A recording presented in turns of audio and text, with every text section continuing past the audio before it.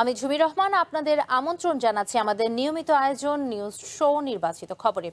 আজ দিনভর যে প্রধান খবর আলোচনার খোরাক জুগিয়েছে, যে খবরগুলো ভীষণ রকম জনগুরুত্বপূর্ণ, তেমন কিছু নির্বাচিত খবর ও খবরের নির্মোহ বিশ্লেষণ নিয়ে আমাদের এই আয়োজন। আর আজ আলোচনার জন্য পুরো সময় জুড়ে আমাদের সাথে স্টুডিওতে আছেন চ্যানেল এস এর নিউজ ও কারেন্ট অ্যাফেয়ার্স এর পরিচালক রেজওয়ানুল হক। আপনাকে স্বাগত জানাচ্ছি আমাদের এই আয়োজনে।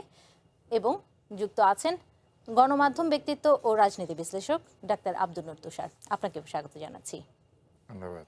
দর্শক, এছাড়াও এই আলোচনায় নানা সময়ে একাধিক অতিথি যোগ দেবেন আমাদের সাথে, জানাবেন তাদের মতামত আর বিশ্লেষণ। আজকের নির্বাচিত খবরে যে খবরটিকে নির্বাচিত করেছি সেখানে বলা হচ্ছে, বাংলাদেশ থেকে মিয়ানমার হয়ে চায়না পর্যন্ত অর্থনৈতিক করিডোরের যে প্রস্তাব দিয়েছেন চায়নার প্রেসিডেন্ট, সেটা সরকারের বিবেচনায় আছে, জানিয়েছেন পররাষ্ট্রমন্ত্রী ডক্টর খলিলুর রহমান। প্রধানমন্ত্রী তারেক রহমানের চায়না ও মালয়েশিয়া সফর নিয়ে সংবাদ সম্মেলনে তিনি বলেন, এই সফরের মধ্য দিয়ে ঢাকা বেজিং সম্পর্ক সর্বোচ্চ উচ্চতায় পৌঁছেছে। দুই দেশের পররাষ্ট্রমন্ত্রীদের মধ্যে সরাসরি আলোচনা, তিস্তায় সহযোগিতা সহ বেশ কয়েকটি বিষয়ে বাংলাদেশের অর্জনের কথাও তুলে ধরেন খলিলুর রহমান। এই বিষয়ে একটি প্রতিবেদন আছে, দেখে আসতে চাই। সরকার গঠনের পর ভূ রাজনৈতিক নানা সমীকরণের মাঝে প্রথম সফর হিসেবে মালয়েশিয়া ও চায়নাকে বেছে নেন প্রধানমন্ত্রী তারেক রহমান। 21শে জুন মালয়েশিয়া দিয়ে শুরু হয়ে 26শে জুন শুক্রবার চায়নায় শেষ হয় তার 6 দিনের বিদেশ সফর। প্রধানমন্ত্রীর এই সফর নিয়ে শনিবার বিকালে পররাষ্ট্র মন্ত্রণালয়ে এই সংবাদ সম্মেলন। China Bangladesh community with a shared future, এইটা হচ্ছে তাদের বাইলেটারাল সম্পর্কের সর্বোচ্চ ধাপ, এবং আমরা আনন্দিত যে এবার আমরা আমাদের সম্পর্কটা সেই ধাপে উন্নীত করতে পেরেছি। পররাষ্ট্রমন্ত্রী জানান, মালয়েশিয়ার প্রধানমন্ত্রী এবং রাজার সাথে বৈঠকে শ্রমবাজারে বাংলাদেশের অগ্রাধিকার সহ মুক্ত বাণিজ্য নিয়ে দুই দেশের একসাথে কাজ করার সিদ্ধান্ত হয়েছে। পাশাপাশি চায়না সফরে তিস্তা মহাপরিকল্পনায় সম্ভাব্যতা যাচাই করে এই প্রকল্পে সহযোগিতায় সম্মত হয়েছে চায়না। তিস্তা এই প্রথমবারের মতন প্রথম যে ধাপ, দু দেশের এক্সপার্টদের নিয়ে একটা টেকনিক্যাল ফিজিবিলিটি স্টাডি, এটা এবার আমরা দুই পক্ষে রাজি হয়েছে, যেটা গতবারের কিন্তু সেই পর্যায়ে ছিল না। রোহিঙ্গা, চীন আমাদেরকে বলেছে যে তারা বাংলাদেশ এবং মায়ানমার দুই পক্ষকেই সাহায্য করবে যাতে দ্রুততার সঙ্গে এই সমস্যাটার সমাধান হয়। প্রধানমন্ত্রীর প্রথম সফরে ঢাকা বেইজিং সম্পর্ক সর্বোচ্চ উচ্চতায় উন্নীত হয়েছে এমন দাবি করে পররাষ্ট্রমন্ত্রী বলেন, এরপর দুই দেশের পররাষ্ট্রমন্ত্রীদের মধ্যে সরাসরি আলোচনা হবে। এছাড়া কুনমিং থেকে মিয়ানমারের ইয়াঙ্গুন হয়ে বাংলাদেশে পণ্য আমদানির জন্য যে করিডোরের প্রস্তাব দেওয়া হয়েছে তা সরকার বিবেচনা করবে বলেও জানান খলিলুর রহমান। আর এখানে চক্র, এটার সঙ্গে বাংলাদেশের মাল্টিমোডাল যোগাযোগ করা খুবই সম্ভব, কারণ তারা সেখানে কুনমিংয়ের সঙ্গে তাদের একটা স্থলপথে যোগাযোগ আছে। সেখানে যদি কাঁচামাল বা পণ্য ইত্যাদি আমদানি রপ্তানি করতে পারি, সময়, time to market and cost, খরচ অনেক অনেক কমে যাবে। সিদ্ধান্ত তো অনেক পরের কথা, এটা আমরা এক্সপ্লোর করছি। আমাদের ইকোনমিক জোন ডেভেলপড হবে, ফ্যাক্টরি হবে, সেই পাশাপাশি আমরা লজিস্টিক্সটাও দেখবো। এ সময় প্রধানমন্ত্রীর পররাষ্ট্র উপদেষ্টা হুমায়ুন কবির বলেন, চায়নার কমিউনিস্ট পার্টির সাথে বিএনপির একটি সমঝোতা স্বাক্ষরিত হয়েছে। এছাড়া রোহিঙ্গা সংকট সমাধানেও চায়নার সহযোগিতার আশ্বাস পাওয়া গেছে। between the Bangladesh Nationalist Party and the Communist Party of China. So national level of party-to-party visits, sub-national level, district level, and grassroots activist level, at all levels. And also, they intend to establish a political party research center. তারা বলেন, ব্রিক্সের সমর্থন জানানো সহ যে কোনো পরিস্থিতিতে বাংলাদেশের পাশে থাকার আশ্বাস দিয়েছে China. ঝুমি Rahman, one news, Dhaka. ভবিষ্যৎ হোক নিরাপদ, বিনিয়োগ হোক বিশ্বস্ত, আর আমার পছন্দ সল্ট বে। ওয়েলকাম টু সল্ট বে। আমরা প্রতিবেদনটি দেখছিলাম এবং এখানে আনুষ্ঠানিকভাবে পররাষ্ট্রমন্ত্রীর যে বক্তব্য, তিনি কিন্তু অর্থনৈতিক যে করিডোরের কথা প্রস্তাবটি দিয়েছে চায়নার প্রেসিডেন্ট, সেটির একটি ভালো ব্যাখ্যা সম্পূর্ণরূপে তিনি দিয়েছেন যে করিডোরটি আসলে কোন দিক দিয়ে বাংলাদেশের ব্যবসায়িক ক্ষেত্রে সহায়তা করতে পারে বা এটি নিয়ে এখনো চিন্তা করছে। শুরুতে রেজানুল হক, আপনার কাছে আসি। আসলে আপনার কি মনে হয় যে যেটি পররাষ্ট্রমন্ত্রী বলেছেন এখনো তারা এটি এক্সপ্লোর করছে, অর্থাৎ আলোচনা করবেন, পরবর্তীতে সিদ্ধান্ত, এই অর্থনৈতিক করিডোর নিয়ে আসলে কত দূর সরকার যেতে পারে? ধন্যবাদ। করিডোরের নিউজটা নিয়ে সোশ্যাল মিডিয়ায় অনেক আলোচনা হয় না, সব বিষয় নিয়ে তো আলোচনা হয়, এটা নিয়ে আলোচনা হচ্ছে। একজন লিখেছিলেন আবার করিডোর, মানে করিডোর যেন একটা আতঙ্কের নাম। এর আগে আমাদের একটা করিডোরের কথা আলোচিত হচ্ছিল, যেটা নিয়ে আমরা খুব ভীত ছিলাম। যাই হোক, চীন যে প্রস্তাবটা দিয়েছে মিয়ানমার হয়ে বাংলাদেশ পর্যন্ত অর্থনৈতিক করিডোর, দেখুন আমাদের প্রধানমন্ত্রী চীন সফরে গিয়েছেন। চীন যে সমস্ত প্রস্তাবিত দিবে সেগুলি আমাদেরকে সরাসরি নাকচ করার কোনো সুযোগ নাই। আমাদেরকে অবশ্যই বলতে হবে যে না, আমরা এটা বিবেচনা করব, আমরা এটা দেখব ইত্যাদি। তো একইভাবে সেই অ্যান্সারটাই আমাদের প্রধানমন্ত্রী বা আমাদের সরকার দিয়েছেন, যেটা ফরেন মিনিস্টার বলেছেন। এটা ছাড়া আপনি যদি অন্যান্য যে বিষয়গুলি নিয়ে আলোচনা হচ্ছে বা ফরেন মিনিস্টার যেটা ব্রিফিং করেছেন, তিস্তার ব্যাপারে চীনের যে বিষয়টার কথা হলো, দেখুন এই প্রস্তাবটা তো চীনের নিজেরই, সুতরাং এখানে আমাদের নতুন করে উল্লসিত হওয়ার কিছু নাই, বা এটা বিরাট অগ্রগতি আমি সেটাও মনে করি না, কারণ চীন নিজেই প্রস্তাব করেছিল যে বাংলাদেশের তিস্তা ম্যানেজমেন্টের ক্ষেত্রে চীন একটা ভূমিকা পালন করতে আগ্রহী। এর আগে পররাষ্ট্রমন্ত্রীর যে সফর ছিল, এই প্রধানমন্ত্রী সফরের আগে তিনি যে চায়না সফর, তখনও কিন্তু এই ধরনের কথাই বলেছিলেন। এটা তো এই আমলের কথা বলছে, জি জি, আমি আরও আগের কথা বলছি। জি। আওয়ামী লীগের আমলেও কিন্তু এই বিষয়টা নিয়ে প্রথম চীন প্রস্তাব দেয় এবং তখন থেকে এটা আলোচিত হচ্ছে, নাথিং নিউ। তো আর যে সমস্ত কথা আলোচিত হচ্ছে যে বাংলাদেশ চীন সম্পর্ক সর্বোচ্চ উচ্চতায় পৌঁছেছে, এটাও খুবই কমন একটা ডায়লগ আমার কাছে মনে হয়। আমাদের অতীতেও সবসময় যারাই যখন বিদেশে গিয়েছেন, যখন সর্বোচ্চ পর্যায়ে আলোচনা হয়েছে, বৈঠক হয়েছে, তখনই আমরা বলতাম এই দুই দেশের সম্পর্ক সর্বোচ্চ উচ্চতায় পৌঁছেছে।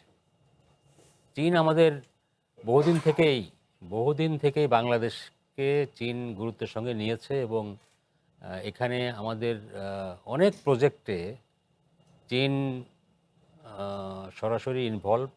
তারা শুধুমাত্র লোনই দেয় না, তারা এখানে চীনের অনেক কোম্পানি এখানে অনেক সময় আপনার কাজ করে, যেটাকে আমরা বলি যে ঠিকাদারিও কিন্তু চীন এখানে করে। তারা লোন দেয়, তাদের ঠিকাদারি কোম্পানি এখানে কাজ করে এবং চীনের অর্থায়নে অনেক প্রজেক্ট বাংলাদেশে বহু আগে থেকে চলমান আছে। সো আমার কাছে মনে হচ্ছে যে বাংলাদেশের প্রতি যে চীনের যে আগ্রহ এবং চীনের যে সহযোগিতামূলক মনোভাব, দেখুন চীন চায় কি, চীন আমাদের প্রতিবেশী দেশ ভারতের সঙ্গে চীনের একটা বৈরী সম্পর্ক আছে। চীনের বৈরী সম্পর্ক আছে আমেরিকার সঙ্গেও। তো আমেরিকা এবং ভারতের বলয়ের বাইরে গিয়ে চীন যদি এখানে একটা ইনফ্লুয়েন্স তৈরি করতে পারে বাংলাদেশের উপরে, এখানে যদি একটা প্রভাব বিস্তার করতে পারে বা এখানে যদি একটা স্টেক তারা রাখতে পারে, স্টাবলিশ করতে পারে, এই চেষ্টাটা চীন বহুদিন ধরে করছে। তো তারই অংশ হিসাবে অতীতেও চীন অনেক কিছু করেছে। এখন নতুন সরকার আসার পরে স্বাভাবিকভাবেই সেগুলো কন্টিনিউ করার চেষ্টা করবে। ইভেন তার চাইতে আরও বেশি করে চীন এখানে আরও বেশি ইনভলভ হতে চাইবে। তো এবং সেটার সম্ভাবনা তারা আরও বেশি দেখছে এই কারণে যে আমাদের প্রধানমন্ত্রী এই ইলেক্টেড হওয়ার পরে প্রথমে তিনি মালয়েশিয়ায় গিয়েছেন, তারপরে তিনি চীনে গিয়েছেন। আলোচিত যেসব দেশের কথা এর আগে বলেছি, ইন্ডিয়া আর আমেরিকা, এর আগে আমাদের অতীতের বেশ কয়েকবার সরকার প্রধান, নতুন সরকার গঠিত হওয়ার পরে তারা সৌদি আরবে গিয়েছেন কেউ কেউ। সেইগুলো বাদ দিয়ে আমাদের বর্তমান সরকারের প্রধানমন্ত্রী তিনি প্রথমে মালয়েশিয়া এবং আমার ধারণা তিনি মুসলিম দেশ হিসেবে সৌদি আরবের চাইতে মালয়েশিয়াকে বেছে নিয়েছেন। সৌদি আরব মার্কিন বলয়ের একটা দেশ, সেটা হয়তো তিনি অ্যাভয়েড করেছেন, তিনি মালয়েশিয়াকে বেছে নিয়েছেন এবং তারপর পর প্রবল পরাক্রমশালী দেশ যে কয়েকটা দেশ এখন বর্তমানে বিশ্বে আছে তার মধ্যে চীন একটা, সেই চীনকে তিনি বেছে নিয়েছেন। তার মানে চীনের সঙ্গে সম্পর্ক তৈরি করার ইচ্ছা আমাদের আছে, সেটা প্রকাশিত হয়েছে এবং চীন ডেফিনেটলি চীন এই সুযোগটা নেবে এবং সেই কারণে সে অর্থনৈতিক করিডোরের মতো একটা প্রস্তাব দিয়েছে, যেটা আমাদের পক্ষে ইগনোর করা বা ডিরেক্ট কোনো অ্যান্সার দেওয়ার কোনো স্কোপ নাই। এই কারণে আমরা বলেছি আমরা এটা স্টাডি করব এবং আমার ধারণা যে আমরা হয়তো এককালে এটা অ্যাগ্রিও করব যদি আমরা দেখি যে না ফিনান্সিয়ালি আমাদের জন্য এটা বেনিফিটেড হয়। এখানে পররাষ্ট্রমন্ত্রী কিন্তু বলেছেন যে সময় এবং খরচ যদি কমিয়ে আমদানি করা যায় রাইট। সেক্ষেত্রে। আরেকটা কথা তিনি খুব গুরুত্বের সঙ্গে খুব জোর দিয়ে আমাদের ফরেন মিনিস্টার বললেন যে রোহিঙ্গা সমস্যার সমাধানে চীন ভূমিকা রাখবে, এরকম বলেছে। জি জি। এই কথা কিন্তু আমরা বহু বছর ধরে শুনছি। রোহিঙ্গা সমস্যা দেখা দেওয়ার পর থেকে বহুবার চীন আমাদেরকে আশ্বাস দিয়েছে যে আমরা এটা দেখছি, কারণ আমরা জানি যে মিয়ানমারের এই যে আচরণ, সে আচরণ করার এই যে দুঃসাহস মিয়ানমার দেখায়, তার বড় কারণ হচ্ছে তাদের মুরব্বী হচ্ছে চীন। চীন জি। তো চীনই একমাত্র পারত এই সমস্যার সমাধান করতে। চীন বহুবার এই সমস্যার সমাধানের জন্য বাংলাদেশকে আশ্বাস দিয়েছে, তারা ভূমিকা রাখবে বলেছে, কিন্তু বাস্তবে এই পর্যন্ত 2017 সালের পর থেকে এই পর্যন্ত একটা লোকও মিয়ানমারে আমরা ফেরত পাঠাতে পারি নাই। তাহলে সুতরাং এবারে- এটা আমি মনে করি যে শুধুই আশ্বাস, এটার মধ্যে নতুনত্ব কিছু নাই। জি, আব্দুল নূর স্যার, আপনার মন্তব্য শুনি। না, রাজা ভাই তো বললেন যে চীনের সঙ্গে আমাদের একটা বাণিজ্য সম্পর্ক বহু আগে থেকে আছে। মূলত 75-এর পর থেকে চীনের সাথে বাংলাদেশের সম্পর্কের উন্নতি হতে শুরু করে এবং চীন সব দেশের সাথেই তার অর্থনৈতিক সম্পর্কে চীন একটা অ্যাডভান্টেজিয়াস পজিশনে থাকে। চীন মূলত রপ্তানি করে বেশি, আমদানি করে কম, এবং যে কারণেই তাদের প্রবৃদ্ধি অনেক বেশি। গত প্রায় 3 দশক ধরে তারা একটা উচ্চ প্রবৃদ্ধির হার বজায় রেখেছে। এখন চীনের সঙ্গে এই একটা রাস্তার সংযোগ, সড়ক সংযোগ এই জন্য প্রয়োজনীয় হয়ে দেখা দিয়েছে যে ভারতের সঙ্গে আমাদের যে আমদানির অ্যাডভান্টেজ বা রপ্তানির অ্যাডভান্টেজ, এটা হচ্ছে সড়ক পথে সংযোগের কারণে। আমরা খুব দ্রুত সেখান থেকে আমদানিও করতে পারি, রপ্তানিও করতে পারি। কিন্তু ভারতের সঙ্গে সাম্প্রতিক সম্পর্কের অবনতির কারণে আমাদের আমদানি রপ্তানি বাণিজ্য ক্ষতিগ্রস্ত হয়েছে। চীন থেকে আমাদের এই আমদানিটা যদি আমরা সড়ক পথে করতে পারি, তাহলে ভারতের রিপ্লেসমেন্ট হিসেবে চীন আসলে এই বাজারে প্রবেশ করতে পারবে আরও বেশি প্রতিযোগিতামূলকভাবে, এবং আমদানি খরচটা তখন কমে যাবে, কেননা সড়ক পথে আমদানি হচ্ছে এবং খুব সহজে আমদানি করা যাবে। সেই কারণে আসলে এই করিডোর বলেন বা একটা সড়ক সংযোগ বলেন, সেটা গুরুত্বপূর্ণ। তবে এই সড়ক সংযোগ নির্মাণের বিষয়টি বহু আগে থেকেই প্রক্রিয়াধীন ছিল। আপনার মনে আছে কিনা যে রেল লাইন যে কক্সবাজার পর্যন্ত হয়েছে, এটাকে বাড়িয়ে গুমদুম পর্যন্ত নিয়ে যাওয়ার একটা পরিকল্পনা আছে। টেকনাফ সড়কটাকে ওইখান দিয়ে নিয়ে গিয়ে চীনের বার্মার উপর দিয়ে, মানে মিয়ানমারের উপর দিয়ে চীনের সঙ্গে সংযোগ স্থাপনের একটা চেষ্টা বহু আগে থেকে আছে। চীনের একটা বেল্ট অ্যান্ড রোড ইনিশিয়েটিভ নামে একটা প্রকল্প আছে, যেটা আমরা আসলে মিস করেছি। আমাদের উপর দিয়ে যাওয়ার কথা ছিল, কিন্তু সেটা হয় নাই। হয়তো একইভাবে একটা শাখা যুক্ত হবে, আমরাও সেই বৃহৎ যে রোড, সেই রোডে সংযুক্ত হতে পারবো। ফলে এগুলো সব অর্থনৈতিক কাজ। এটাতে ভালো মন্দের বিবেচনা তখনই হবে যখন আমরা দেখব যে এই চুক্তিগুলি বাস্তবায়িত হলে বা এই প্রকল্পগুলি বাস্তবায়িত হলে আমরা যখন উপকার পাবো, তখনই আমরা বুঝতে পারবো যে আসলে কতটুকু এটা আমাদের কাজে লেগেছে অথবা লাগে নাই। আর চীন আমাদের এখানে উন্নয়ন সহযোগী হিসেবে কাজ করে, তবে চীন আমাদেরকে যা ঋণ দেয় বা যাই দেয়, চীন আসলে সাথে ঠিকাদারদেরকে দিয়ে দেয়, এবং চীনের ঠিকাদাররাই মূলত চীনের কাজগুলি করে থাকেন। ফলে এখানে একটা সুবিধাও আছে, অসুবিধাও আছে। চীনারা সাধারণত প্রজেক্টের টাইম লাইন মিট করেন, অর্থাৎ তারা যত দিনের প্রকল্প তত দিনে শেষ করেন বা তার একটু আগে শেষ করেন।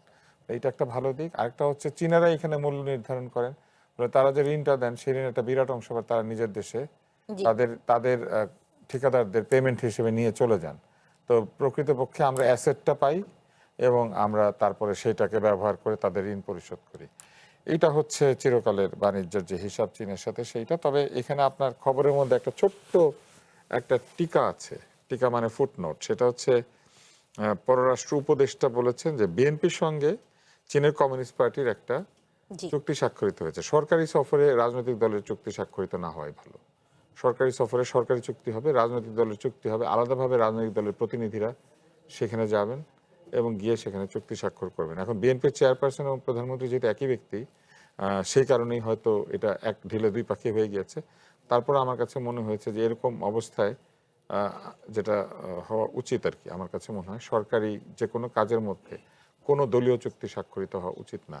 এটা আমার কাছে মনে হয়েছে যে এটা এক ধরনের কনফ্লিক্ট।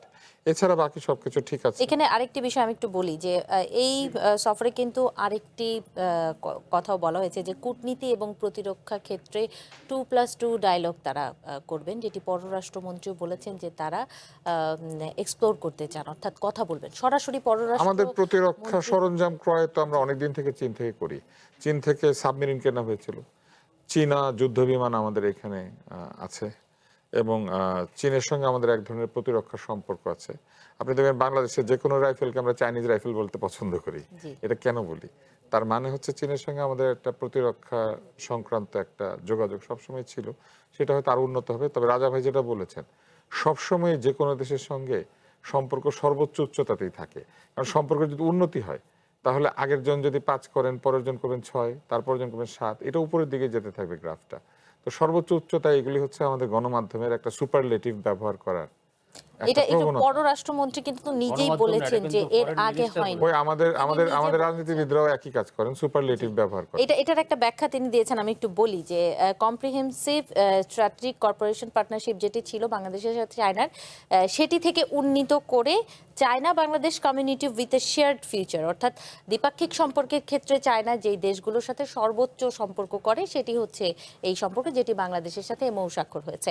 তিনি এই ব্যাখ্যাটি দিয়েছেন। নাম বদল করার সাথে আসলে কিছু আসা যায় না। আপনি যখন এটা স্ট্র্যাটেজিক পার্টনারশিপ ছিল তখন আমরা কি করছিলাম? একটা রাষ্ট্র কি করে? ভবিষ্যৎকে নির্মাণ করে, সে তো আর অতীতকে মেরামত করে না। দুইটা রাষ্ট্র যখন কোনো স্ট্র্যাটেজিক পার্টনারশিপ করে তখনও তারা একে অন্যের ভবিষ্যৎকে নির্মাণ করে।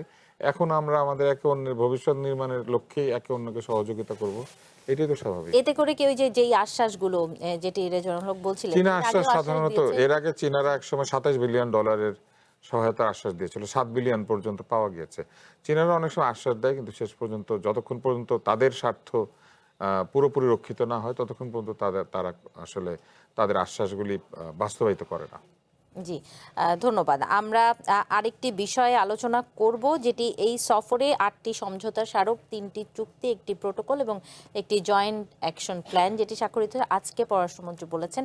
এবং আজ জাতীয় সংসদে কিন্তু বিরোধী দলীয় নেতা তিনিও কিন্তু এই চুক্তির বিষয়ে একটি বক্তব্য দিয়েছেন। সেই খবরটি একটু দেখে আসবো, যে তিনি যেটি বলেছেন যে অভূতপূর্ব সাফল্যের জন্য সংসদে ধন্যবাদ প্রস্তাব যেটি আনা হয় স্থানীয় সরকার মন্ত্রী মির্জা ফখরুলের পক্ষ থেকে এবং অর্থমন্ত্রী আমির খসরু মাহমুদ চৌধুরী চায়না সফরের মাধ্যমে একটি মানদণ্ড স্থাপন করেছেন প্রধানমন্ত্রী, সেই মন্তব্যটি করেছেন। অপরদিকে প্রধানমন্ত্রীর এই সফরকে ইতিবাচক আখ্যা দিয়ে আগামীতেও বিদেশের সাথে হতে যাওয়া সকল চুক্তি সংসদে আলোচনার আহ্বান জানিয়েছেন বিরোধী দলীয় নেতা। সেই বক্তব্যটি আমরা একটু দেখে আসব। ভবিষ্যৎ হোক নিরাপদ, বিনিয়োগ হোক বিশ্বস্ত, আর আমার পছন্দ সল্ট বে। ওয়েলকাম টু সল্ট বে। মাননীয় প্রধানমন্ত্রী তার সফরে এই বিষয়গুলা মাথায় রেখেই তিনি দুইটি দেশের সাথে আলাপ আলোচনা করেছেন। যেহেতু আমরা সংসদীয় গণতন্ত্রের রাজনীতিতে আছি, খুবই ভালো হয় স্বচ্ছতা এবং জবাবদিহিতার স্বার্থে, জনগণের স্বার্থে বিদেশের সাথে যতগুলো মৌলিক চুক্তি সম্পাদিত হবে সেগুলাই সংসদে নিয়ে আসা। এই 350 মানুষই কিন্তু 18 কোটি মানুষ বা 20 কোটি মানুষের প্রতিনিধিত্ব করছেন। তারা যখন জানবেন তখন এর মধ্য দিয়ে সরকার এবং জনগণের সাথে সেতুবন্ধন তৈরি হবে। জি, আমরা যেটি দেখছিলাম আমাদের সাথে আরেকজন অতিথি অনলাইনে ইতিমধ্যে যুক্ত হয়েছেন, তাকে যুক্ত করে নিতে চাই। আন্তর্জাতিক সম্পর্ক বিশ্লেষক ডক্টর ইমতিয়াজ আহমেদ, আপনাকে স্বাগত জানাচ্ছি। আমাদের সময় দিয়েছেন। আমরা আলোচনা করছিলাম প্রধানমন্ত্রীর যেই প্রথম বিদেশ সফর, সেটি নিয়ে আজকে পররাষ্ট্র মন্ত্রণালয়ের পক্ষ থেকে যে আনুষ্ঠানিক সংবাদ সম্মেলনটি করা হয়েছে, সেখানে তিনি যেই গুরুত্বপূর্ণ তথ্যগুলো, অর্জনগুলো তুলে ধরেছেন বাংলাদেশের পক্ষে, সেটি নিয়ে আমরা আপনার কাছে আসব। তবে জামায়াতের আমিরের যেই বক্তব্যটি আমরা দেখলাম, অর্থাৎ যেই চুক্তি হয় না কেন সকলের সামনে সেটি সংসদে আলোচনার প্রস্তাব জানিয়েছেন তিনি। রেজওয়ানুল হক, এই বিষয়ে আপনি কি বলবেন? এটা খুবই লজিক্যাল, এবং শুধু তাই না, আমি যতটুকু মনে পড়ে যে বাংলাদেশে, আমাদের দেশের সংবিধানেও এরকম একটা বিধান আছে যে বিদেশের সঙ্গে সম্পাদিত সকল চুক্তি সংসদে স্থাপন করার একটা কথা বলা হয়েছে। সেটা তিনি জেনে বলেছেন কিনা আমি জানি না, তিনি জানলে তো হয়তো সেই বিষয়টা কোট করতে পারতেন, কিন্তু তিনি নিজেই বলেছেন যে ভালো হয় যদি বিদেশের সঙ্গে যে চুক্তি হয় সেটা যেন সংসদে আসে। এটা অবশ্যই আসা উচিত, কারণ সরকার জবাবদিহি করে সংসদে, কালেকটিভলি সরকার সংসদে জবাবদিহি করে। তো বিদেশে আমরা কি করলাম না করলাম সেটার সঙ্গে সেই ব্যাপারে সংসদ তো অবশ্যই জানা উচিত, এবং এখানে একটা ডিবেটও হওয়া উচিত। ইভেন আমি তো মনে করি আরও ভালো হয় যে বিদেশের সঙ্গে কোনো চুক্তি করার আগে যদি সংসদে একটা ডিবেট হয়, সংসদ যেটুকু অ্যাপ্রুভ করে সেইটুকুই চুক্তি করা উচিত। কারণ সরকারকে কিন্তু এরকম কোনো লাইসেন্স সরকার নির্বাহী ক্ষমতা বলে আভ্যন্তরীণ বিষয়ে অনেক সিদ্ধান্ত নিতে পারেন, কিন্তু যখন বিদেশের প্রশ্ন আসে, বিদেশের সঙ্গে কোনো বিষয়ে বাংলাদেশকে জড়িত করার প্রশ্ন আসে, তখন তো ম্যান্ডেটটা, জনগণের ম্যান্ডেট নিতে হলে তো সংসদের মাধ্যমে নিতে হবে। সেই জিনিসটা ডেফিনেটলি করা উচিত। দুর্ভাগ্যজনকভাবে আমাদের দেশে খুব বেশি প্র্যাকটিস এটা নাই। আমি যদি অতীতের সরকারের সময় বলি যে কি কি চুক্তি হয়েছে, সেই বিষয় নিয়ে কিন্তু আলোচনা বা অনেক সমালোচনা হয়েছে। আমরা কি সেই প্র্যাকটিসটা দেখেছিলাম জাতীয় সরকার? আমরা সাধারণত পরে কিছু হয়ে যাওয়ার পরে এটা নিয়ে ডিবেট করি, বাট কখনোই কোনো চুক্তি সংসদে পেশ করা হয়েছে কিনা এটা হলেও হতে পারে, বাট এটা সংখ্যা এত কম যে আমার মেমোরিতে নাই, কিন্তু এটা ডেফিনেটলি হওয়া উচিত। জি, আব্দুল তুষার, আপনি যদি কিছু যুক্ত করতে চান। রাজা ভাই বলেছেন, আমি শুধু এতটুকুই বলবো যে জামাতের আমির বা সভাপতি, জামাত ইসলামের সভাপতি, বিরোধী দলের নেতা, উনি যদি একটু দাবি জানাতেন যে ডক্টর ইউনূসের করে যাওয়া আমেরিকার সাথে যে বাণিজ্য চুক্তিটা, এটা যদি একটু সংসদে আসতো, আলোচনা হতো, আমরা যদি একটু আলোচনা সমালোচনা শুনতে পারতাম, তাহলে ভালো হতো। ভবিষ্যতের চুক্তি আনতে চায়, কিন্তু ডক্টর ইউনূসের ব্যাপারে কেন জানি ওনাদের মুখ বন্ধ, এটা তো আমরা বুঝি না। উনি তো অনির্বাচিত সরকার ছিলেন, উনি একটা চুক্তি করে রেখে গিয়েছেন, সেই চুক্তিটা কোথাও আলোচিত হয় নাই, কোথাও আমরা জানি না এটা ভালো মন্দ, এটা নিয়ে ওনারা একটা আলাপ করে না কেন? তো বলে না যে নত জানু, তো নত জানু তার একটা নিদর্শন তো আমরা দেখতে পাচ্ছি বিরোধী দলের মধ্যে। তো দেখা যাচ্ছে ওনারা দাবি জানাতে পারে না যে এই ডক্টর ইউনূসের চুক্তিগুলো একটু আসুক সামনে। জি, ধন্যবাদ।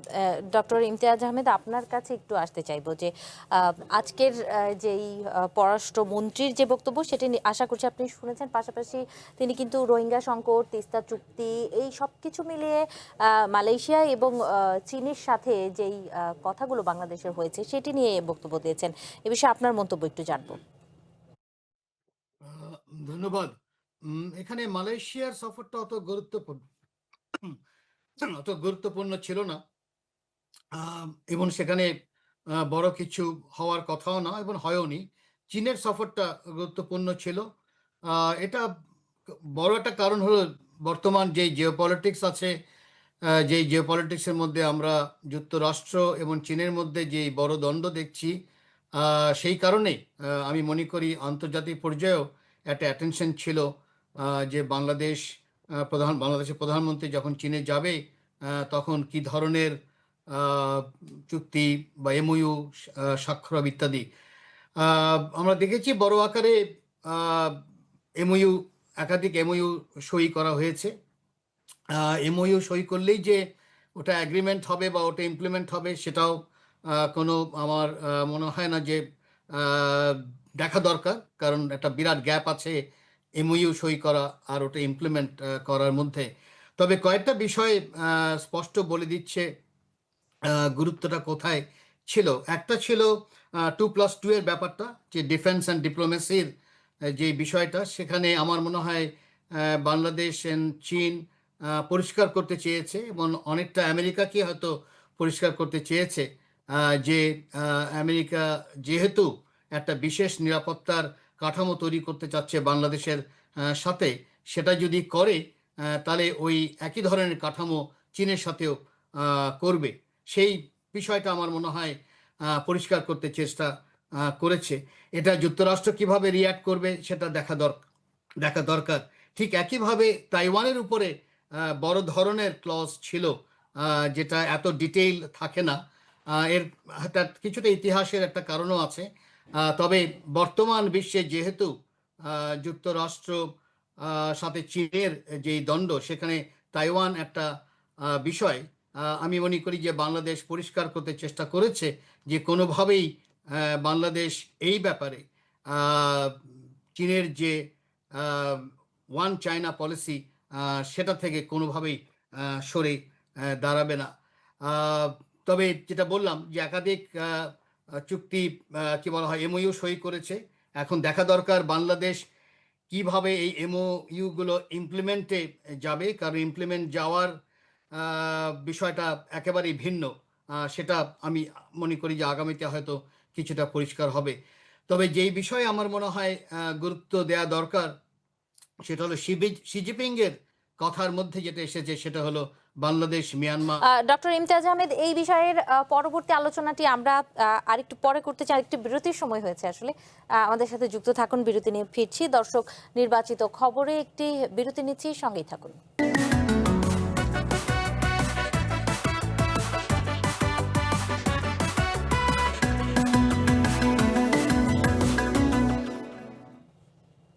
স্বাগত নির্বাচিত খবরে। আমরা আজ আলোচনা করছি প্রধানমন্ত্রীর মালয়েশিয়া এবং চীন সফরের যে উল্লেখযোগ্য অর্জন নিয়ে পররাষ্ট্র মন্ত্রণালয় থেকে আনুষ্ঠানিকভাবে আজ জানানো হয়েছে।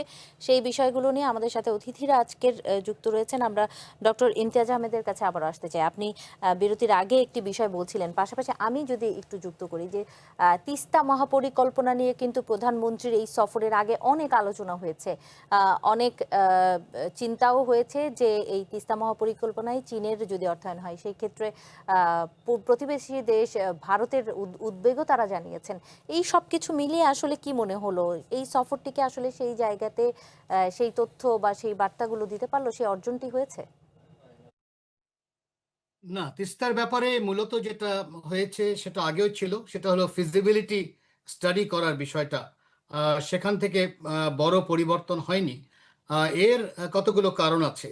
আম, আমি মনে করি যে আহ, চীন এই সময় যেহেতু ভারতের সাথে তার একটা বড় সম্পর্ক তৈরি হচ্ছে, সেখানে এই বিষয় নিয়ে একটা কনফ্লিক্টের মধ্যে যাবে না। বরং চীন চাইবে যে বাংলাদেশ যেন ভারতের সাথে একটা কনসেন্ট যেন থাকে এই ধরনের বড় একটা ইনভেস্টমেন্টে।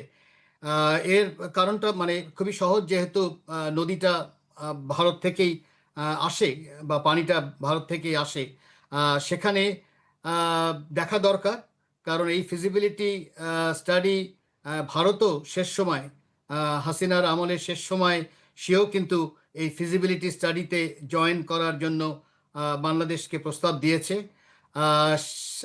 এই কারণে হয়তো একটা আউট অফ বক্স কাঠামো তৈরিও হতে পারে, যেখানে বাংলাদেশ, ভারত এবং চীন মিলে তিনজন মিলেই এই তিস্তার যেই উন্নয়ন যেটা দরকার, খুবই প্রয়োজন, সেটা হয়তো এই তিন দেশ মিলে করতে পারে। বা এটাও হতে পারে যে একটা কনসোর্শিয়ামের মধ্যেও এটা সমাধান করা যেতে পারে, যেখানে জাপান, এশিয়ান ডেভেলপমেন্ট ব্যাংক, এমনকি ওয়ার্ল্ড ব্যাংকও আসতে পারে। কারণ এটা মূলত একটা ইকোনমিক প্রজেক্ট। এখন তো হবে কিনা সেটা দেখার বিষয়। তবে এই যেই আমরা এমওইউ দেখলাম, সেখানে ওই ফিজিবিলিটি স্টাডির টাই বলতে গেলে আবার রিনিউড হয়েছে, এর বেশি হয়নি।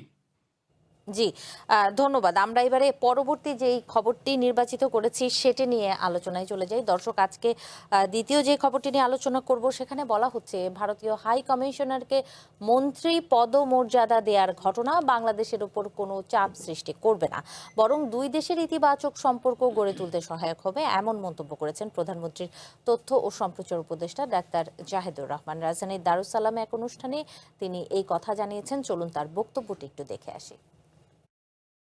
ভারতের সরকার বাংলাদেশের সাথে আন্তরিকভাবে এনগেজ করতে চায়। ভারত সরকার কিন্তু আগেই বলেছিল, বিশেষ করে অন্তর্বর্তীকালীন সরকারের সময়ে, যে তারা নির্বাচিত সরকারের সাথে তাদের সম্পর্কে যে কিছুটা টানাপোড়েন ওই সময় ছিল সেটা তারা কাটিয়ে আগের মতো পূর্ণ এনগেজমেন্টে যেতে চান। সেটারই একটা বহিঃপ্রকাশ বলে আমি মনে করি এবং এটাকে পজিটিভলি দেখি। মালয়েশিয়া এবং চায়না দুই ক্ষেত্রেই বাংলাদেশ সরকার এবং ওই দুইটা সরকার তারা একসাথে কাজ করবে, তারা সহযোগিতার সম্পর্ক আরও বৃদ্ধি করবে এবং Bangladesh independently, which is very important, তার ফরেন পলিসি ঠিক করবে। সে কাজ প্রত্যেকটা দেশের সাথে তার স্বার্থ অক্ষুণ্ণ রেখে এনগেজ করবে, এই বার্তাটা স্পষ্ট হয়েছে।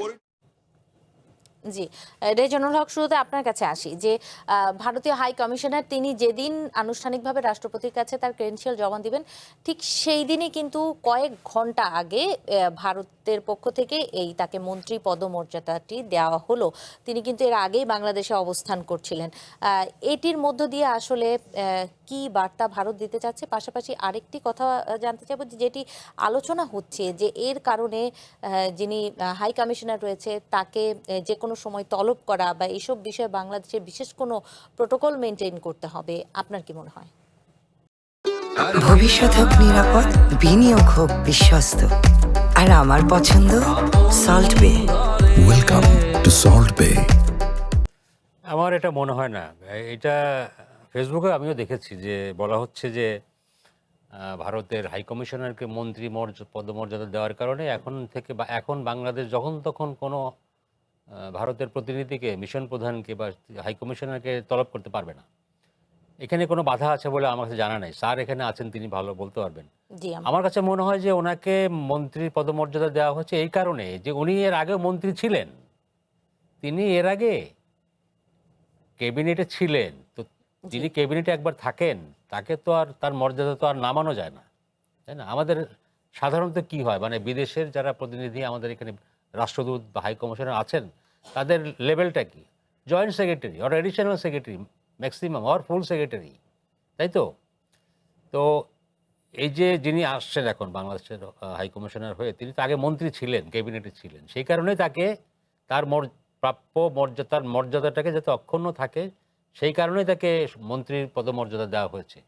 তার মানে এই না এমন কোনো ইন্টেনশন থেকে এটা করা হয় নাই, বা এটা চাইলেও এটা করা সম্ভব কিনা আমার কাছে মনে হয় না। যে ইয়েস, বাংলাদেশের স্বার্থ যখন বিঘ্নিত হবে ভারতের সঙ্গে, অতীতে বিভিন্ন সময় ভারতের হাই কমিশনারকে বাংলাদেশের ফরেন মিনিস্ট্রি তলব করেছে এবং বাংলাদেশের প্রতিবাদ জানিয়েছে, প্রতিবাদ লিপি হস্তান্তর করেছে, সেটা এই ক্ষেত্রেও অবশ্যই হবে। তিনি মন্ত্রীর মর্যাদা থাকুন আর প্রধানমন্ত্রীর মর্যাদায় থাকুন না কেন, তাতে কিছু যায় আসে না। বাংলাদেশ তার স্বার্থ রক্ষা করার জন্য যখন তখন তাকে ডাকতে পারে, তাকে বলতে পারে। এই ক্ষেত্রে কোনো বাধা আমার কাছে মনে হয় না। আর যেটা ব্যাখ্যাটা দিলাম আমি মন্ত্রীর মর্যাদা দেওয়ার, বিকজ উনি আগে মন্ত্রী। তাহলে এই আলোচনাটি কি আসলে কোনো ধরনের মনস্তাত্ত্বিক বিষয়ে চাপ তৈরি করার কারণে তৈরি হয়েছে কিনা? দেখুন, আমরা কত ধরনের আলোচনা করি, বিশেষ করে যাদের কোনো কাজ নাই তারা বসে বসে, মানে ফেসবুকে আলোচনাগুলি বেশি হয়। অনেক বানোয়াট কথাবার্তা, আমাদের মন মরা কথাবার্তা আমরা বলি। কূটনীতি কিন্তু একটু ডিফারেন্ট টাইপ, তাই না? এখানে আমার মেঠো রাজনীতি বিষয় নাই। এটা অনেক হিসাব করে করা হয়, অনেক মেপে মেপে করা হয়। তো এই যে কথাবার্তাগুলি এখন আসতেছে, আসার কারণ হয়তো কেউ ভারত বিরোধী যারা তারা একরকমভাবে বলছেন, আর যারা ভারতপন্থী তারা একরকমভাবে বলছেন। বাস্তবে এই ধরনের কথাবার্তার কোনো মূল্য নাই। জি, ধন্যবাদ। আব্দুল নূর, আপনার কাছে আসি। পাশাপাশি আরেকটি বিষয়ে যুক্ত করি যে ভারতীয় যিনি বর্তমান হাইকমিশন, তিনি কিন্তু তার কর্মদিবস যেটি প্রথম দিনই কিন্তু তিনি এসেই ভিসা খুলে দেওয়ার একটি বার্তা দিয়েছেন। আসলে সব মিলিয়ে কি মনে হচ্ছে? ভিসা তো খুলে দিতেই হবে, আজ হোক কাল হোক খুলতে হতোই। কেননা ভিসার কেন দেয়? ভিসা দেয় দুই দেশের মধ্যে যাতে যাতায়াত অক্ষুণ্ণ থাকে, এবং আমাদেরকে ভিসা দিলে তো ভারতের উপকার হয়। আমাদের এখান থেকে যারা যান তারা ওখানে চিকিৎসা করেন, কেনাকাটা করেন, বেড়ান। ভারতে তো পর্যটন শিল্প খুবই অগ্রগামী। সেখানে চিকিৎসা আমাদের এখানকার রোগীরা নিয়ে থাকেন, ফলে তাদের তো লাভ হয় ভিসা খুলে দিলে। ফলে ভিসা না খুলে দিয়ে তো আসলে তাদের কোনো উপায় নাই। ভিসা তারা খুলেছেন, এটা ধন্যবাদ দেওয়ার মতো বিষয়। আর মন্ত্রী পদমর্যাদার বিষয়টাও রাজা ভাই যেটা বলেছেন সেটাই ঠিক। কাউকে মন্ত্রী পদমর্যাদা দিলেই তাকে তলব করা যাবে না, ব্যাপারটা তো সেরকম নয়। তলব করা যাবে, কিন্তু ওনার দেশে উনি তো মন্ত্রী ছিলেন, ওনাকে যদি এখন নিম্নতর পদমর্যাদা এখানে পদায়ন করা হয়, তাহলে ওনার দেশে বহু লোককে ওনার আগে যাদেরকে স্যার ডাকতেন না তাদেরকে স্যার ডাকতে হবে। এই জন্যই আসলে তাকে মন্ত্রী পদমর্যাদাটা এখানে দেওয়া হয়েছে। আমরা যখন কোনো দেশে মন্ত্রী পদমর্যাদা দেই, যেমন আমরা ইউকেতে মন্ত্রী পদমর্যাদা দিয়েছি, এর আগে সৌদি আরবে দিয়েছি, তো ওইখানে কি আমাদের আমাদের রাষ্ট্রদূতকে তারা ডাকতে পারে না? এইসব যারা লেখেন ফেসবুকে, তো আসলে এখন অনেক জ্ঞানী ব্যক্তিরা আসা যাওয়া করেন, এক ধরনের নতুন জ্ঞান চর্চাই শুরু হয়েছে ফেসবুক ভিত্তিক। আমার মনে হয় এখন বিশ্ববিদ্যালয়গুলি একটা কোর্স কিংবা একটা ডিগ্রি চালু করতে পারে, ডিপার্টমেন্ট অফ ফেসবুক স্টাডিজ। জি, ধন্যবাদ। আমরা ডক্টর ইমতিয়াজ আহমেদের কাছে আসলে এই বিষয়টা জানতে চাইবো এবং পাশাপাশি সঠিক ব্যাখ্যাটা কি হবে আসলে সেটিও জানতে চাই। আসলে যে অ্যাম্বাসাডার হন বা যিনি হাই কমিশনার হন, তিনি ফরেন সেক্রেটারির মাধ্যমে তাকে যেতে হয় উপরে। ফরেন সেক্রেটারিকে বাইপাস করে যেতে পারেন না। কিন্তু মন্ত্রী পর্যাদা যদি থাকে, তিনি সরাসরি ফরেন মিনিস্টারের কাছে যেতে পারেন। অন্য কথায় এই মর্যাদা পাওয়ার কারণে উনি সরাসরি এস জয়শঙ্করের কাছে তার যে নোট, তার যে কমেন্ট, এগুলো ডাইরেক্টলি পাঠাতে পারবেন। ওনার ওই ভায়া ফরেন সেক্রেটারি যেতে হবে না। এটাই হলো মানে একেবারে টেক্সচুয়াল কারণ যারা ওই মর্যাদাটা পান। স্বাভাবিকভাবে উনি একজন সিনিয়র পলিটিশিয়ান এবং আগে মর্যাদা ছিলেন, তো ওনার ফরেন সেক্রেটারির মাধ্যমে যাওয়াটা এটা ঠিক না। এবং বাংলাদেশেও একাধিক অ্যাম্বাসাডার আছেন, বিশেষ করে যারা সিনিয়র অ্যাম্বাসাডার, তারা এই মর্যাদা পেয়েছিলেন এবং এই মর্যাদা পাওয়ার কারণে তারা সরাসরি পররাষ্ট্রমন্ত্রীর কাছে তাদের নোটগুলো পাঠাতে পারতেন। মানে এটাই হলো বড় বিষয়। এর বাইরে আমার মনে হয় না অন্য কিছু চিন্তা করা ঠিক হবে। কি কোনো বিশেষ কোনো প্রোটোকলটা বা স্বাভাবিক যে নিয়মটা সেটি কি পরিবর্তন হয়ে যায় এরকম পদমর্যাদা দিলে পরে? ওই প্রোটোকল একটাই, যেটা হলো ওনাকে পররাষ্ট্র সচিবের মাধ্যমে যেতে হবে না। পররাষ্ট্র সচিব নিশ্চিত এমনিতেই অনেক ইয়াং হবেন, যিনি হাইকমিশন হয়েছেন, আর পররাষ্ট্র সচিবের বয়স আর কতই হবে। তো সেই হিসাবে যেটা একটু আগে বলা হলো, যে বেশিরভাগই যারা হাইকমিশন এসেছেন তারা হয় জয়েন্ট সেক্রেটারি ছিলেন বা অ্যাডিশনাল সেক্রেটারি ছিলেন ম্যাক্সিমাম, এবং সেই হিসাবে তারা ফরেন সেক্রেটারির মাধ্যমেই তারা কিন্তু উপরে যেতে পারতো। ওনার এটা করতে হবে না। এই মর্যাদা পাওয়ার কারণে উনি সরাসরি চিঠি, তার নোট সবগুলোই কিন্তু পররাষ্ট্রমন্ত্রীর কাছে পাঠাতে পারবেন। জি, ধন্যবাদ। করতে কি অসুবিধা হবে আমাদের? কোনো কারণে যদি তলব করতে হয় তাতে কি কোনো সমস্যা হবে? মন্ত্রী তলব করবে। বাংলাদেশ যদি তলব করতে চান ভারতীয় হাই কমিশনারকে, সেই ক্ষেত্রে কি বাংলাদেশকে বিশেষ কোনো নিয়ম মানতে হবে কিনা বা কোনো সংকট হবে কিনা এখানে, স্বাভাবিক যে নিয়মগুলো করা হয়? এটা ভারতের বিষয়, এটার সাথে বাংলাদেশের কোনো না। বাংলাদেশের যেই মর্যাদা উনি হাই কমিশনার আছেন, সেই হিসাবে যদি কখনো তলব করতে হয়, যদি তাকে তলব করার ব্যাপারে কোনো বিষয় থাকবে না যে এখানে পররাষ্ট্রমন্ত্রী তলব করতে হবে, নট নেসেসারিলি। আমি মনে করি যে বাংলাদেশের পররাষ্ট্র সচিবেও তাকে তলব করতে পারেন। ব্যতিক্রম হতে পারে, সেটা দেখার বিষয়। তবে এটা যতটা না বাংলাদেশের বিষয়, তার যে বিষয়টা হলো ভারতের প্রোটোকলের বিষয়। জি, ধন্যবাদ জানাচ্ছি ডক্টর ইমতিয়াজ আহমেদ, আমাদেরকে সময় দিয়েছেন, আপনার মাধ্যমে আসলে আমরা অনেক কিছু জানতেও পারলাম। ধন্যবাদ জানাচ্ছি। রেজানুল হক, আপনার কাছে আসি, যে বিষয়টা আমরা এই মুহূর্তে একটু ক্লিয়ার হলাম যে আসলে তলব করার ক্ষেত্রে বাংলাদেশের বিশেষ কোনো প্রোটোকল মানতে হবে না, অর্থাৎ স্বাভাবিক যে নিয়ম সেটিতেই তলব করতে পারবে। কিন্তু ভারতের ক্ষেত্রে সেটি, অর্থাৎ তথ্য, যদি এই হাই কমিশনার কোনো তথ্য ভারতের তার মন্ত্রণালয়ে দিতে চান, সরাসরি মন্ত্রীর কাছে দিতে পারবেন। এবং তিনি কিন্তু বাংলাদেশে নিযুক্ত একটি রাজনৈতিক, প্রথমবারের মতো কিন্তু এরকম যে পররাষ্ট্র মন্ত্রণালয় থেকে না এসে একজন রাজনীতিবিদকে পাঠানো হয়েছে, সেটিতে আসলে বিশেষ কোনো বার্তা যায় কিনা এই আলোচনার আলোচনাটি করব, তবে আরেকটি বিরতির পর। দর্শক, নির্বাচিত খবরে আরেকটি বিরতির সময় হয়েছে, ফিরছি একটু পর।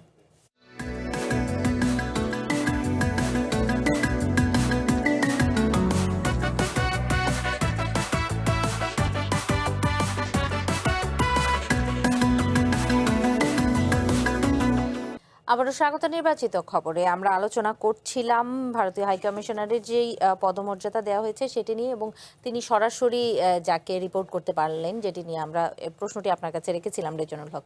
এবার একটু মন্তব্য জানি। না, এটা অধ্যাপক ইমতিয়াজ ঠিকই বলেছেন যে যিনি একসময় ভারতের মন্ত্রী ছিলেন তিনি এখন আমাদের হাই কমিশনার। তো হাই কমিশনাররা সাধারণত কী হন, যেটা আমি আগেও বলেছি যে ডেপুটি সেক্রেটারি আর joint secretary, maximum additional secretary হন। তো তাদের নিয়ম হলো তারা ইন্ডিয়াতে তাদের নিজের দেশে যখন কোনো মেসেজ পাঠাতে চান তখন তাদেরকে থ্রু ফরেন সেক্রেটারি হয়ে যেতে হয়, তাই তো? জি। এবং সেক্ষেত্রে কোনো সমস্যা হয় না যখন তিনি ম্যাক্সিমাম অ্যাডিশনাল সেক্রেটারি হন। কিন্তু যখন একজন সাবেক মন্ত্রী তিনি যখন ভারতে কোনো এবং এবং এবং এবং রাজনীতিবিদ একজন, তিনি যখন তার দেশে কোনো মেসেজ পাঠাবেন তখন যদি তাকে ফরেন সেক্রেটারির মাধ্যমে যেতে হয়, ফরেন সেক্রেটারি তো তার নিচে ছিল এক সময়, মানে যদি আপনি ইয়েটা ধরেন, প্রোটোকলটা দেখেন, তো সেটা তার জন্য এম্বারেসিং হয়। সেই কারণে তাকে এটা দেওয়া হতে পারে, এক নম্বর। দুই নম্বর হলো যেটা আমি মেনশন করেছি আগে, সেটা হচ্ছে তিনি নিজেই আগে মন্ত্রী ছিলেন। তাকে এখন যেখানে পোস্টিং দেওয়া হোক না কেন, সরকারি কোনো দায়িত্ব দেওয়া হোক না কেন, তাকে মন্ত্রীর মর্যাদা দিতে হবে। এটা হলো কথা। আর আপনি একটা কথা বললেন যে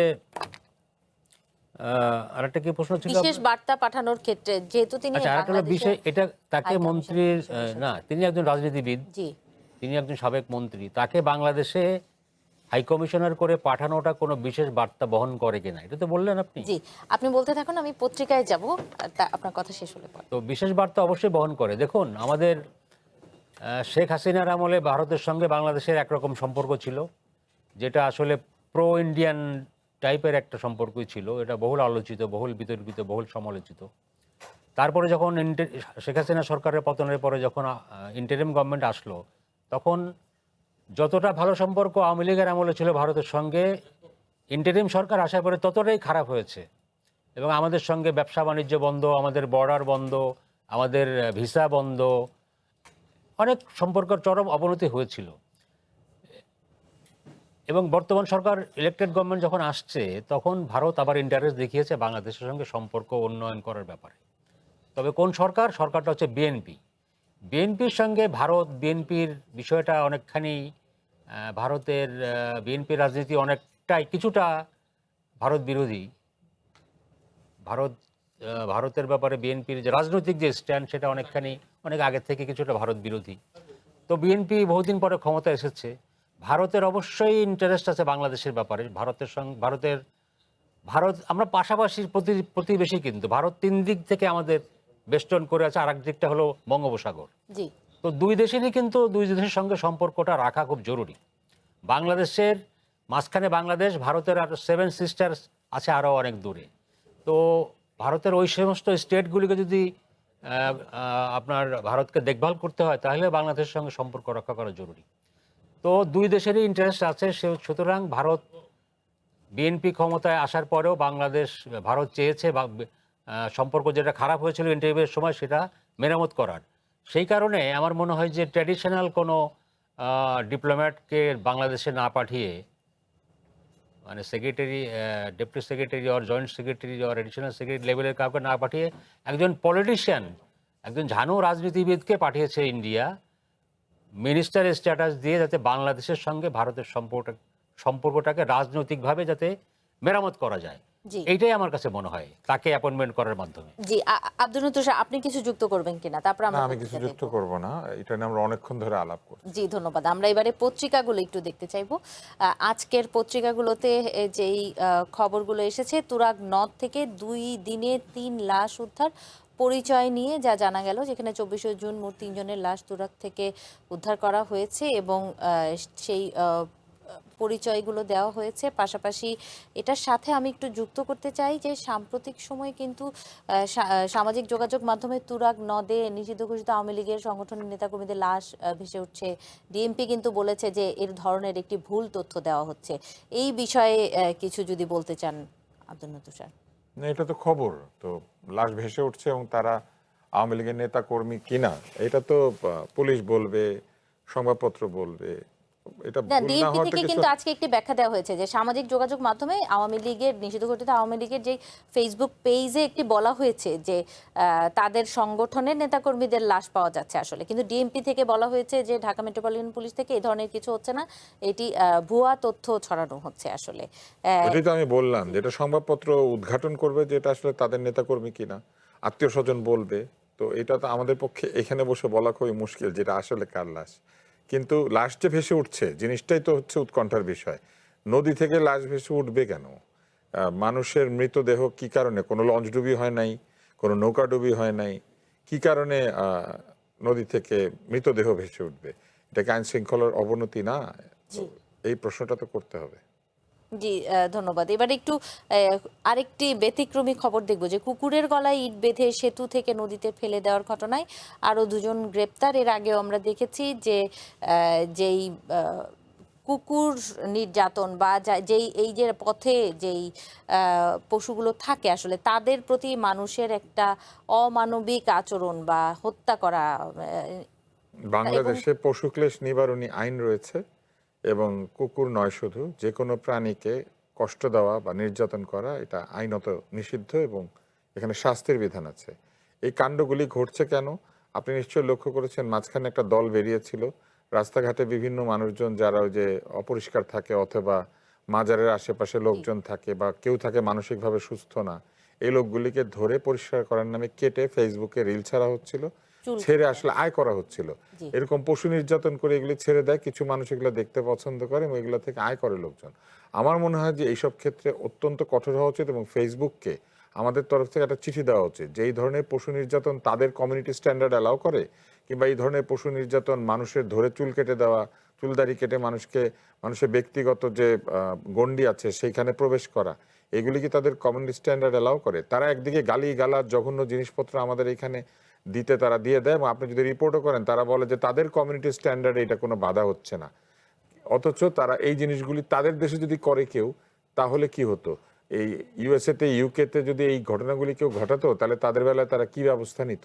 এটা হচ্ছে একটি বিষয়। আরেকটি হচ্ছে, আপনি বিশেষ কিছু রাষ্ট্রের বিরুদ্ধে বা বিশেষ কিছু ব্যক্তির বিরুদ্ধে ফেসবুকে গিয়ে বলেন, সাথে সাথে কমিউনিটি স্ট্যান্ডার্ড নিয়ে বিরাট কথাবার্তা শুরু হয়ে যাবে। তো এগুলি হচ্ছে ফেসবুকের দ্বৈত আচরণ, ডাইকোটমি। এগুলো নিয়ে আমার মনে হয় আমাদের তরফ থেকে ফেসবুক মেটা কর্তৃপক্ষের সঙ্গে আমাদের কথা বলা উচিত। এখানে আইনেরও একটি যেই শাসন প্রতিষ্ঠারও বিষয় আছে কিনা। এর আগেও কিন্তু আমরা দেখেছি যে এইরকম একজন নারী বস্তা বেঁধে কুকুরের বাচ্চাদেরকে মেরে ফেলা, পানিতে ডুবিয়ে, কিন্তু তাকে গ্রেপ্তার করা হয়েছিল, কিন্তু আমরা কিন্তু আইনের প্রয়োগটা ওভাবে দেখি। আপনি পর্দায় দেখেন এখানে কি আছে। কুকুরের গলায় ইট বেঁধে সেতু থেকে নদীতে ফেলছে। রাজশাহীতে শিশুর পর গভীর নলকূপের গর্তে মহিষ পড়ে গেছে। যাত্রাবাড়ি থেকে মাদ্রাসা ছাত্র নিখোঁজ হয়েছে। সিগারেট খেতে নিষেধ করায় ছাত্রদল নেতাকে গুলি করা হয়েছে। রাজধানীতে নারী চিকিৎসকের মৃত্যুর কারণ জানতে চাওয়া হচ্ছে। এখানে কোনো ভালো সংবাদ আছে? জি না। এবং তার সঙ্গে আপনি এটা শুরু করেছিলেন কি দিয়ে? তুরাগ নদী থেকে লাশ ভেসে উঠছে। এগুলি কিন্তু আসলে আমাদের জন্য খুবই অ্যালার্মিং। আইনের শাসন প্রতিষ্ঠা, জনগণকে নিরাপত্তা দেওয়া, এই বিষয়গুলি যদি খুব দ্রুত কঠোর মনোযোগের সঙ্গে দেখা না হয়, তাহলে আমার মনে হয় যে এটা সরকারি দলের জন্য একটা বিব্রতকর পরিস্থিতি তৈরি করবে। জি, রেজন হক, আপনি কিছু বলতে চান কিনা? বিশেষ করে আমি যদি নোয়াখালীতে সিগারেট খেতে নিষেধ করায় ছাত্রদল নেতাসহ 6 জনকে গুলি, এই যে প্রকাশ্যে গুলি করার যে বিষয়টা, এবং সেটি কিন্তু অপরাধমূলক কাজই ছিল, যে প্রকাশ্যে যেটি সিগারেট খাওয়া, মানে এই ধরনের অপরাধমূলক সংগঠন কি আরো বেড়ে যাচ্ছে কিনা আইন শৃঙ্খলা? আমাদের মানে মানুষের মধ্যে আমি গত কয়েক বছর ধরে এত বেশি অসহিষ্ণু হয়ে যাচ্ছি আমরা, এত বেশি বিরক্ত থাকছি সব সময়, এত বেশি মেজাজ খারাপ থাকছে সব সময়, অথবা এত বেশি যা খুশি তাই করার টেন্ডেন্সি দেখা দিয়েছে, যে এই কারণে দেখেন যে সিগারেট খেতে নিষেধ করা গুলি, কুকুরের গলায় ইট বেঁধে দিয়ে নদীতে ফেলে দেওয়া, তো এটা আমাদের আমি জানি না এটা একটা সাইকোলজিক্যাল কোনো সমস্যা কিনা, এটা ডাক্তার তুষার হয়তো কিছুটা বলতে পারবেন। আমাদের মধ্যে মনোজগতে ব্যাপক ধরনের একটা পরিবর্তন আমি লক্ষ্য করি। অল্পতেই আমরা খেপে যাচ্ছি, অল্পতেই আমরা ফেসবুকে একজনের বিরুদ্ধে আর একটা কিছু লিখে দিচ্ছি। আমরা কেমন যেন একটা হয়ে যাচ্ছি, কেমন মানে অন্য ধরনের কিছু একটা। এইটাই আমার কাছে অ্যালার্মিং মনে হয়। ল অ্যান্ড অর্ডার সিচুয়েশন কখনো খারাপ থাকে, কখনো ভালো থাকে, কিন্তু মনোজগতে যখন একটা নেতিবাচক পরিবর্তন হয়, মানে সবসময় আমরা মানে অল্পতেই আমরা মানে আমাদের সহ্য ক্ষমতা এত বেশি কমে গেছে, বা আমরা কোনো কিছুই নিজের মতো না হলে আমরা সেটাকে শাস্তিযোগ্য অপরাধ মনে করছি। এই টেন্ডেন্সিটা আমার কাছে খুবই অ্যালার্মিং মনে হয়। জি, আমরা আরেকটি পত্রিকা এবারে একটু দেখব। বিবিসি নিউজ বাংলার যেই খবর, মালয়েশিয়া ও চীন সফর থেকে কি অর্জন করলেন প্রধানমন্ত্রী তারেক রহমান, যেটি নিয়ে আমরা আজকে শুরুতেই আলোচনা করলাম, সেই তথ্যগুলোই তুলে ধরা হয়েছিল। এবং কার্গো জাহাজে ইরানের হামলার পর পাল্টা হামলা চালিয়েছে যুক্তরাষ্ট্র, এইটি নিয়ে কিছু বলতে চান কিনা? আমরা যেখানে সবাই আশা করছিল যে এই যুদ্ধটাতে তো হয়তো বা একটি বিরতি আসবে, কিন্তু এর কারণে কিন্তু হরমুজেও অনেকটা আশঙ্কা দেখা দিয়েছে, আবারও সেই যাতায়াত পণ্যের সেটি এই বিষয়ে কিছু বলতে চান কিনা? না, এটা তখন থেকেই দেখুন, ইরানে আমেরিকা কেন হামলা চালিয়েছে, তাদের পেছনে প্রধান উস্কানিদাতা ছিল ইসরায়েল। এবং এবার যখন দুদিন আগে যখন ইরানের সাথে আমেরিকার একটা চুক্তি হলো, ইসরায়েল এটা চরম বিরোধিতা করছিল। ইভেন মার্কিন প্রেসিডেন্ট ট্রাম্প পর্যন্ত বলছিলেন যে নেতানিয়াহু এটা হতে দিতে চাচ্ছে না, এটা সে ঠিক করছে না। তো এই যে আপনি হরমুজ প্রণালী দিয়ে একটা সমস্যা হওয়ার কারণে প্রথমে আমেরিকা অ্যাটাক করেছে, তারপরে ইরান অ্যাটাক করেছে পাল্টা। তো আসলে এটা খুবই ডিফিকাল্ট, যে ধরনের মতবিরোধ বা যে ধরনের স্বার্থের সংঘাত, তাতে দুই পক্ষের মধ্যে কার্যকরী সমঝোতা হওয়াটা আসলে খুবই ডিফিকাল্ট। যখন একটা প্লেয়ার হিসেবে ইসরায়েল যখন একটা প্লেয়ার হিসেবে থাকে, তখন আরো বেশি তখন সমাধানে আসা। জি, আপনাদের দুজনকে ধন্যবাদ জানাচ্ছি। আমাদের সময় শেষ হয়ে এসেছে, আয়োজনটি শেষ করব। দুজনকে ধন্যবাদ জানাচ্ছি আমাদের সময় দেওয়ার জন্য। দর্শক, শেষ করছি আজকের নির্বাচিত খবর। আগামীকাল আবারও দেখা হবে নতুন কোনো অতিথির সাথে।